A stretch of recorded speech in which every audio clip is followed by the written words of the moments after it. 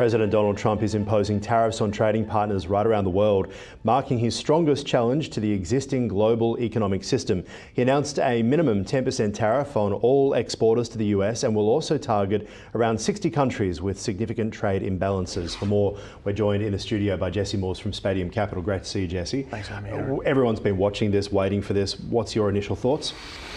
Concerning, really. I don't see who it's going to benefit. I suppose we don't see who it's going to benefit particularly anytime soon. It seems the American consumer will be paying for this for decades to come. That, of course, is on the presumption that this stays in its current form into the future presidencies, because no doubt the next president, Republican or Democrat, can unwind this pretty quickly. But yeah, it's really shaking up the fabric of globalisation, isn't it? It's putting us into a new era that I think a lot of us who have come from uni in the last 30 to 40 years aren't familiar with this process, what this is going to look like. It's interesting because the whole world has been about the World Trade Organization, free trade agreements between different countries. Australia's been signing them up willy-nilly. We think about the car industry in Australia when tariffs came off, though, and the car industry was decimated. That's pretty much been happening in the United States. So not surprising that there's a huge number of people who live particularly in the middle of the country, the so-called Rust Belt flyover states, have wanted to elect a president who speaks for them. The question is, what does it do for everybody else? Well, I mean, he's inadvertently punishing them now, right? So these foreign car tariffs, for example, Kia, Hyundai, GM and Ford Motors, which a lot of them are manufactured overseas, those $30,000 vehicles have just now become, theoretically speaking, 25% more expensive at midnight US time tonight. Now, those people in the Rust Belt that voted for him, that are in that low to middle income bracket, suddenly are now paying 25% more for a brand new car to move their family around from A to B and do whatever it might need to be done. How are they going to survive? It seems and you look at the relationship with countries like Canada and Mexico, right? So a lot of car parts actually go over the border 10 different times. And that's been the case since the 1970s. It's kind of like unpicking your soup and trying to deconstruct a soup, right? It's going to be very difficult. And while it might speak to his voters, the question will be, can it actually happen? What are your thoughts? I'd struggle to see it actually happening in his term. So if this is going to actually come to fruition to make America great again, the new one, the MAWA, Make America Wealthy Again, like all of these acronyms that they're using, we can't see it actually coming to fruition in his term, let alone the next term or the term after that. We are, of course, making assumptions here that it doesn't get bastardised and broken down in subsequent presidencies to make it a shell of what it is right now. So I can't see how it's going to serve his constituents that have voted for him so aggressively and passionately, mind you as well, how it's going to serve them well. As 4 o'clock approached, and it's interesting the president waited for the markets to close before he made the announcement in the Rose Garden. He didn't want that to be the story, but it still is, because futures were up at 4 p.m. Now they're tracking down 0.5%, hovering between 0.5% and 1%. What do you think the market reaction is likely to be in the US for US investors? It'll be interesting. I mean, we've obviously seen quite a pullback in the US since effectively the start of the year when he was inaugurated back in the 19th, back on the 19th of 20th. But a lot of that's been about uncertainty for tariffs, it has, right? 100%. Yeah. Suspect it's going to continue for a little while longer. You don't think certainty will bring surety in the markets? Not anytime soon, because it hasn't been priced in, right? So it might take another few months for it to be priced in properly. What's going to be the full impact across every single sector in industry?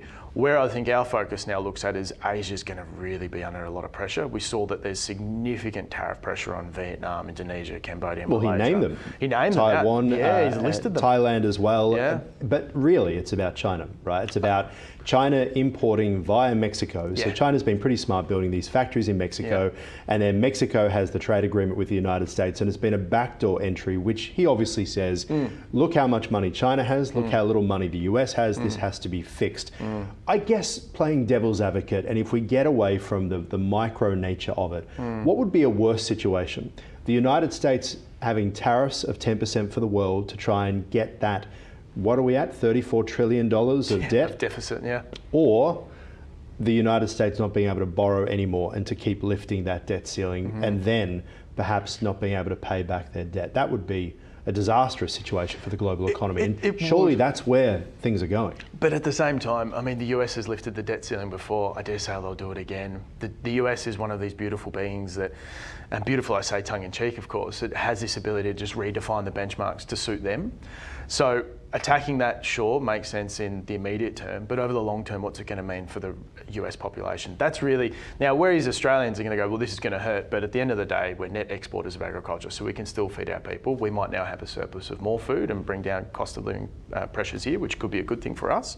There's going to be some challenges in some of our steel and aluminium exports, but they're also not a cornerstone of our society. So if we take the selfish Australian view aside, this is going to decimate a significant portion of the American people. Their burgers overnight are now going to become 10% more expensive. They use lean Australian beef to mix with their fatty American beef to make their burgers all across. Well, Trump hit out at Australia about beef. Yeah, he said that essentially we don't let beef in, but we export it out. And while he said Australians are wonderful people, that was something that he pointed to. What's the reason behind that? Is it just because the beef's fatty? Why do we put tariffs on American beef? It's a pretty quick history lesson. Back in 2003 with the bovine virus, the mad cow disease over in the US, we placed a ban on any live beef imports from the US as that result. Now, I obviously haven't kept across whether that discussion has furthered since then, but we would presume that there's been no effort on the American part to rectify that, to fix that, to make sure that there's surety. Which is why Trump was blaming the people in the Oval Office before him for essentially allowing things to get to this point. Exactly right. So there is, it's a bit of robbing Peter to pay Paul in this instance. There's been a bit of a flaw on both sides of the argument. But we're also a net exporter of beef. Why would we need to import beef just to appease?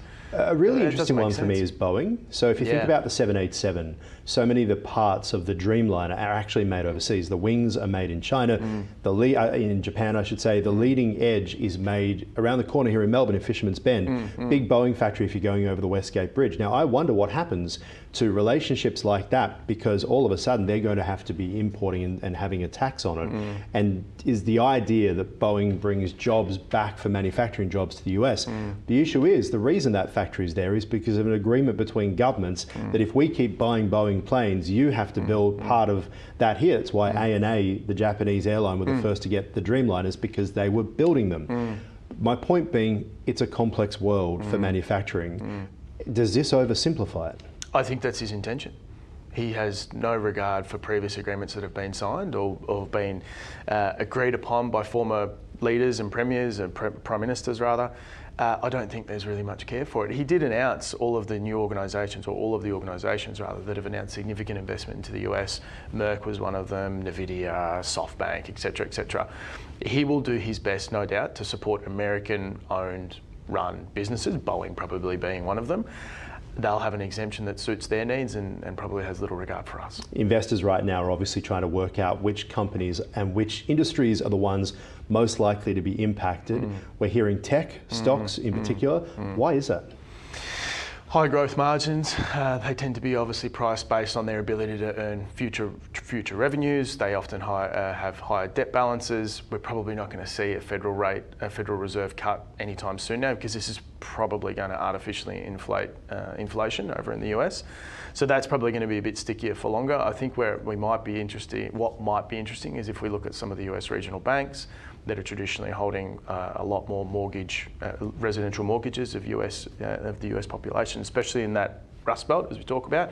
They might be primed for a shorting position, because I dare say they're going to have a few more delinquencies on their books now. One of our favourite topics is Elon Musk and his job at Doge, which now seems to be having a material impact on Tesla. A report out today that he might be stepping back from Doge. Would this be a mea culpa, or do you think the job is done? To him, there's been calls for him to actually stand down as CEO of Tesla, to leave it to somebody else, so he can do Doge, but so that Tesla stock doesn't continue to plummet. What are your thoughts? Elon Musk is a lot like Donald Trump. He's very, very hard to forecast. He's an enigma in himself. Tesla also are going to benefit very heavily from this new foreign car tariff tax that's obviously coming out and punishing any of those that are manufacturing overseas. But Tesla manufactures overseas. Won't there be a tit for tat for their factory in Germany, their factory in China?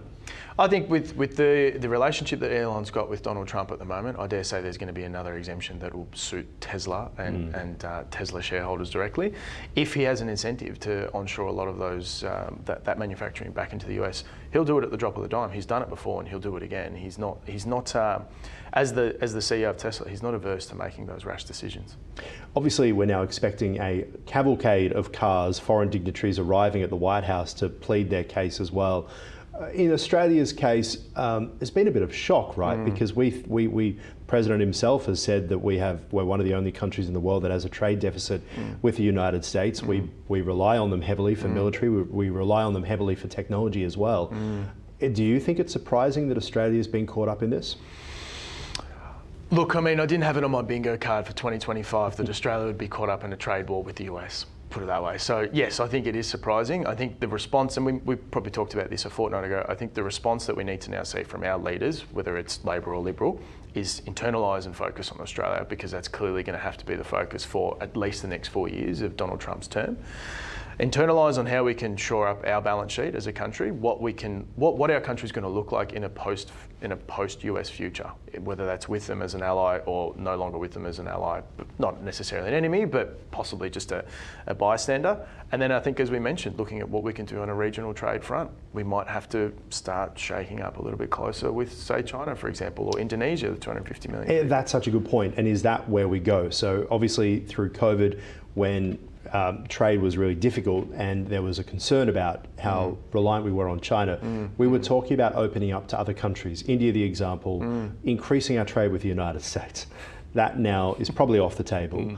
And we then look towards other partners. Are you concerned? I mean, you spoke before about that 30, 40 years of what we have all been learning. That the world now heads into the opposite of free trade and it becomes a tariffed world. That's what it's looking like at the moment. I mean, it's easy to throw the baby out with the bathwater. This is such confronting news for the entire diplomacy of where the globe has got to at this point in time. That said, it's probably time for a bit of a shake-up for us to all do a little bit of relearning and go, well, at the end of the day, if we have to look after our own patch, and so be it, and we're going to have to elect leaders that are going to follow through with that. We're going to have to appoint and engage consultants, and advisors are going to have to think like that. It doesn't have to be aggressive either. We can still work and be cooperative in this new global climate, whatever that looks like. But if the US is on a war path to insulate and look after the US, that's there where the opportunity could be for Australia to then fill in the middle. All right, Jesse Moore, Spadium Capital, appreciate your time here on Ticker as always. Thank you. Thanks, Aaron.